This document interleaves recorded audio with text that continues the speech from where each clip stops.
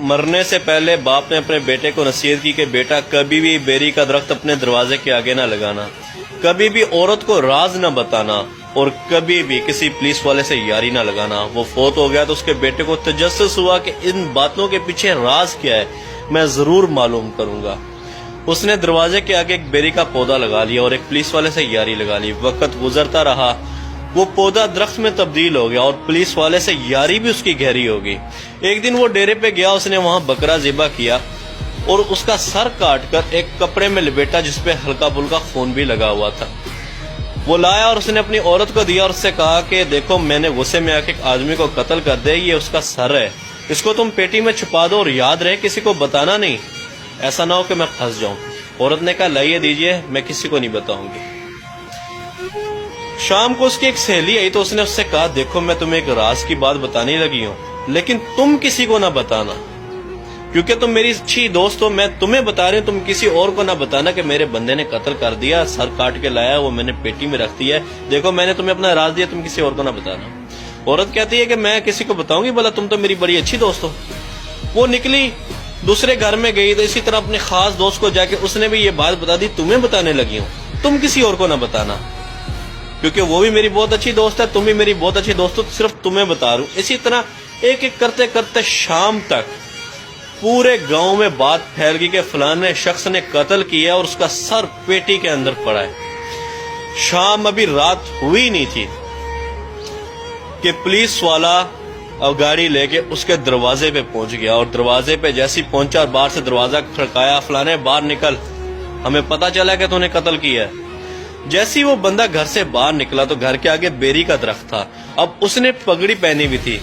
پنجاب کے لوگ، دیہاتوں کے لوگ آج بھی جانتے کہ پگڑی کی کیا عزت ہوتی ہے۔ جیسی وہ دروازے سے باہر نکلا تو ہوا کا جھونکا آیا اور بیری کی ٹہنی نیچے سے جو گزری اس کی پگڑی کو کانٹے لگے اور پگڑی ساروں کے سامنے نیچے گر گئی، یعنی کہ ساروں کے سامنے اس کی پگڑی نیچے گر گئی، اس کی عزت خراب ہو گئی۔ اور جیسی وہ باہر نکلا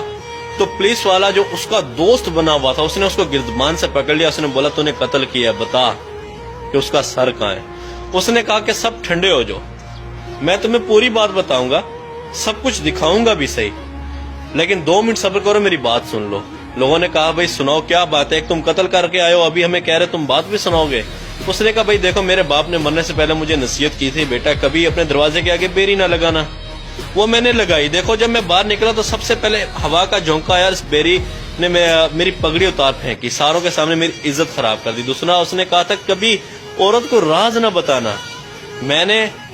راز اپنی گھر والی کو بتایا، اس نے دیکھو شام تک سب کو پتہ چل گیا اور میں پھنس گیا۔ اور اس نے تیسری بات کہی تھی کبھی پولیس والے سے یاری نہ لگانا، دیکھو آج یہ یار جو میرا 12-13 سال سے یار تھا، اسی نے سب سے پہلے آ کے میرا گردمان پکڑا، یہاں تک کہ مجھ سے پوچھا بھی نہیں کہ کیا معاملہ ہے۔ پھر وہ گیا اندر سے، اس نے پیٹی کھولی اور جا کے وہ بکرے کی سری لے کے آیا اور اس نے دکھائی کہ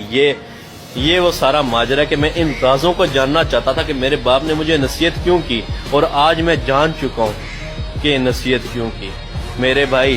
عورت کا تعلق اس لیے ہے کہ وہ ایک کمزور ذات ہے، یہ نہیں کہ وہ بے وفا ہے، یہ کہ وہ کمزور ذات ہے، اس کے دل میں زیادہ بات مضبوط رہتے نہیں، وہ ہلکی سی کسی کے ساتھ کرتی ہے، وہ کسی کے ساتھ کرتی ہے اور بات پھیل جاتی ہے۔ پولیس والے سے یاری اس لیے نہیں کہ وہ بے وفا ہوتے ہیں، ان کا عہد ہی ایسا ہوتا ہے کہ وہ اگر اپنے فرض، حقیقت بھی ایسی ہے، اگر وہ اپنے فرض سے کوتاہی کرنے لگ جائیں تو ان کے اپنے ہی لوگ برے بن جائیں، وہ ان کے اپنے ہی لوگ قاتل بن جائیں۔ ان سے حلف لیا جاتا ہے کہ آپ کا اگر باپ بھی غدار ہو، تو اگر آپ کا باپ بھی مجرم ہو تو آپ اس